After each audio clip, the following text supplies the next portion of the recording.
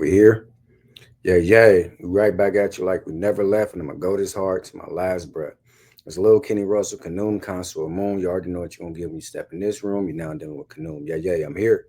And while I'm here, I'm gonna make the information direct and clear because a lot of y'all can't hear. Yeah, yeah. Now, welcome back to Make My Ancestors Great Again. This is another episode of My Thoughts.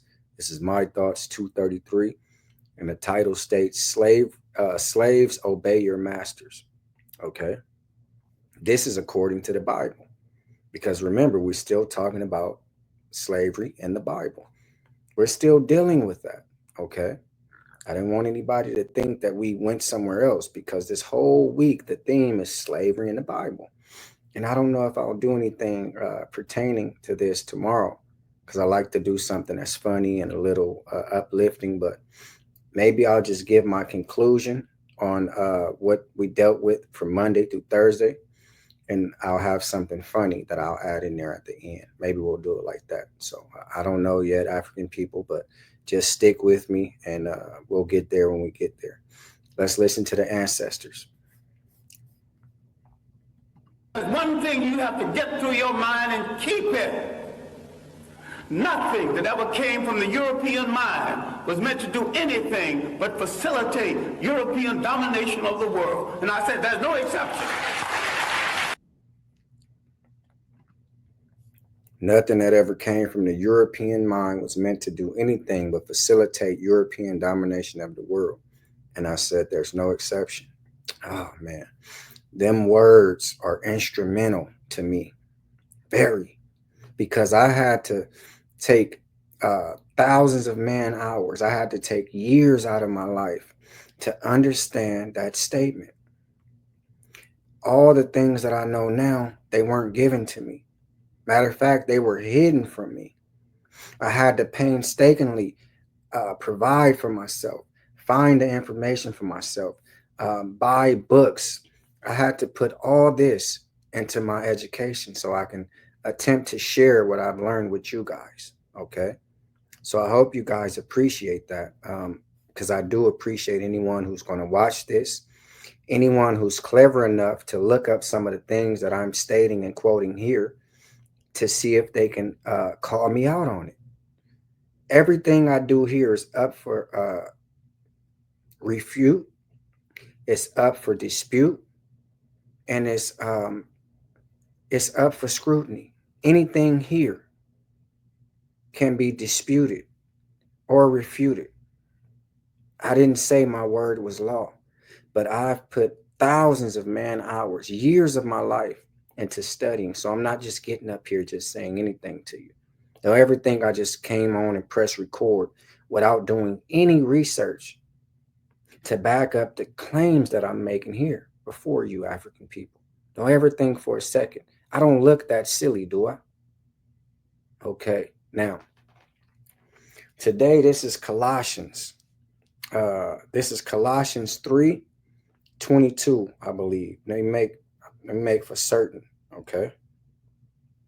Colossians 3:22 in the New Living Translation. And again, the reason I use the New Living Translation is because it brings it down to layman's terms, which means just the regular English that we speak together. Hey, how you doing? All right. How are you doing?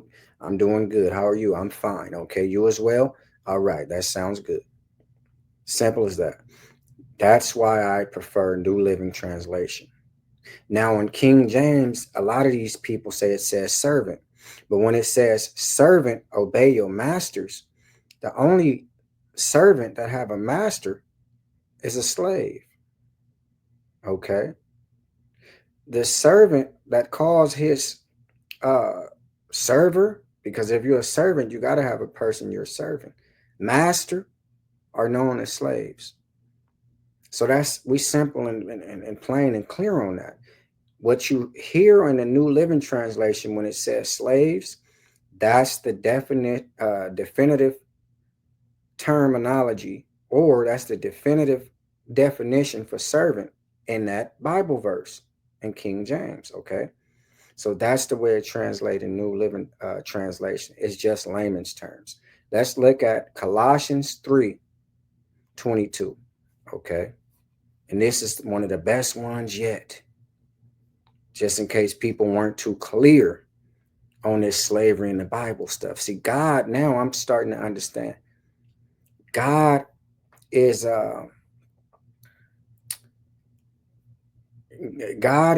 okay with slavery. He not only endorses it, he makes sure that it's done properly. He instills that the slavery is done in a manner in which he deems acceptable. So God is complicit in slavery. He doesn't condone it until you see it in Egypt with the chosen people, and he put the 10 plagues in there. Everywhere else, he commends it. He said, oh man, he's patting the slave master back, the slave owner's back. Wow, man, do like this, be like this with your slave owner. And we're going to see that here, African people. Let's go ahead and get into this. Continue to watch me and follow me. You can read this, Colossians 3:22. You can read it with us, but it's going to read out. So let's get into it. Like, share, subscribe, comment. Thank you for watching. Slaves, obey your earthly masters in everything you do. Try to please them all the time, not Slaves, obey your earthly masters in everything you do.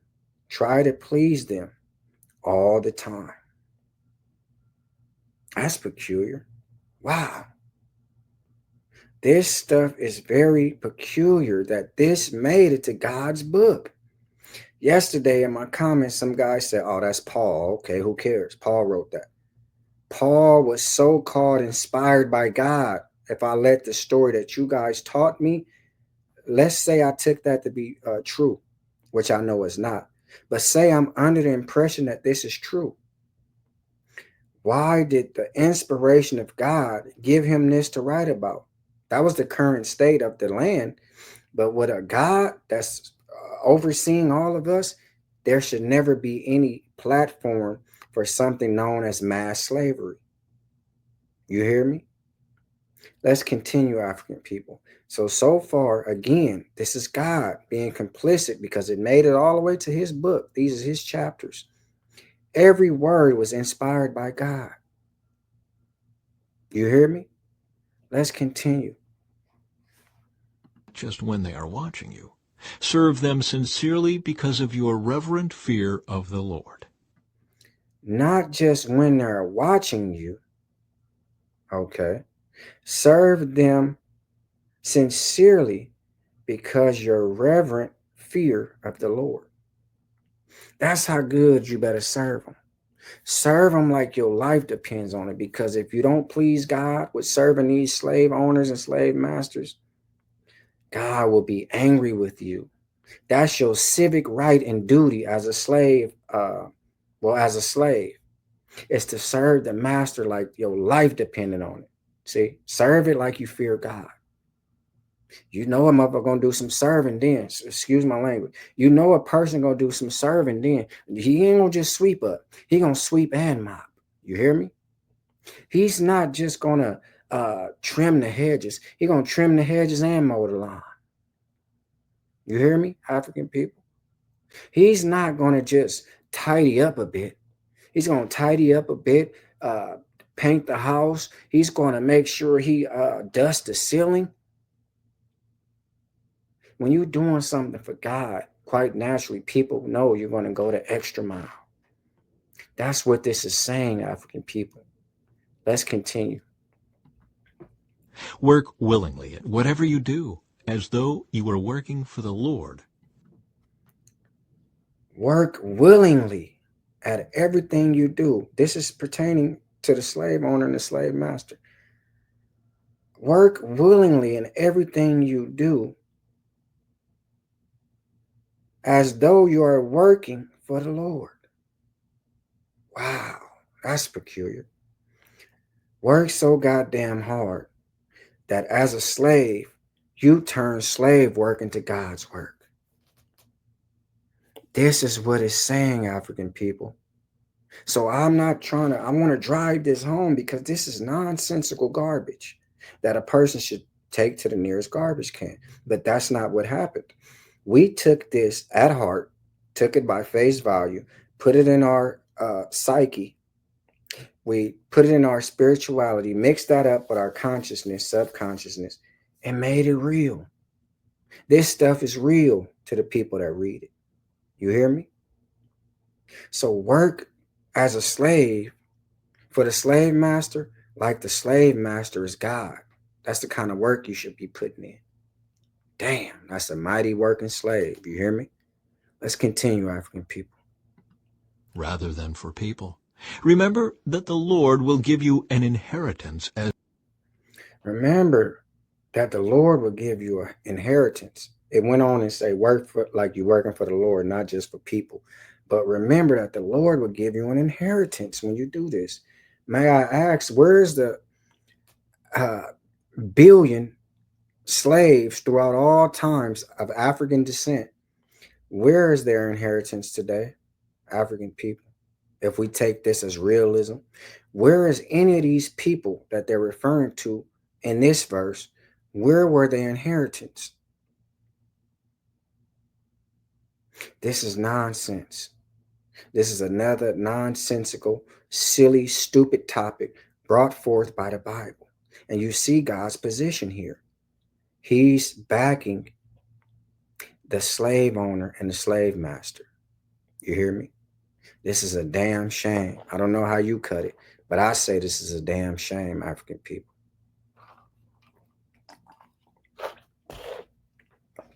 Let's continue. your reward, and that the master you are serving is Christ. And that the master you're serving is Christ. Okay? This is how you have to act. Your slave master takes the form of Christ. So serve him, work for the slave owner and slave master as if that's Christ. Damn, that's a hard worker. I mean, this is how they pulled it off in actual chattel slavery. They read this funky ass scripture of the Bible and many other scriptures I can give you. I can only do so many. Okay. Put this raggedy ass scripture in the hand of some old hillbilly, some old ignorant ass slave master named Bob, Billy, any of these would do.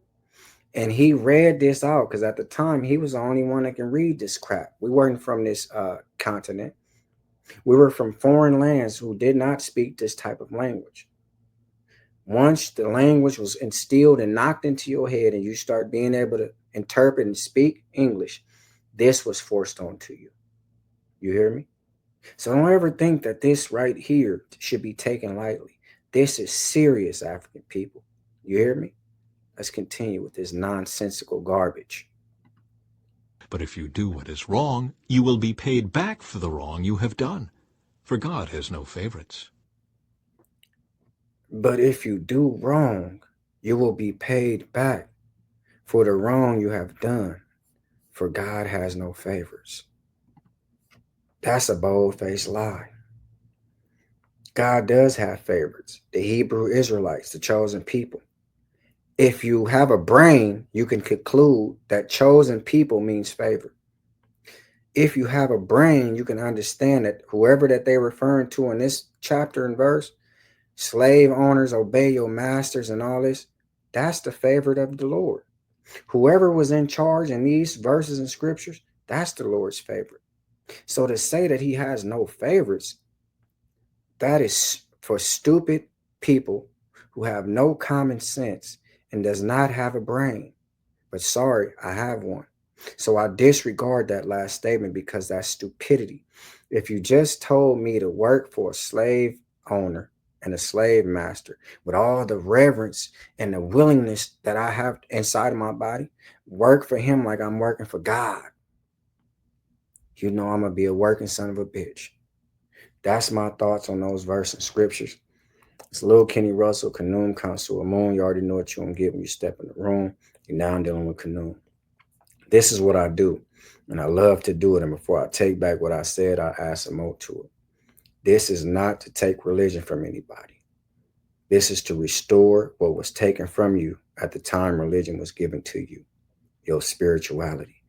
This is harsh and foolish, but yet and still, for me to understand that this is nonsensical and it never happened, it's billions of people who think that this did happen.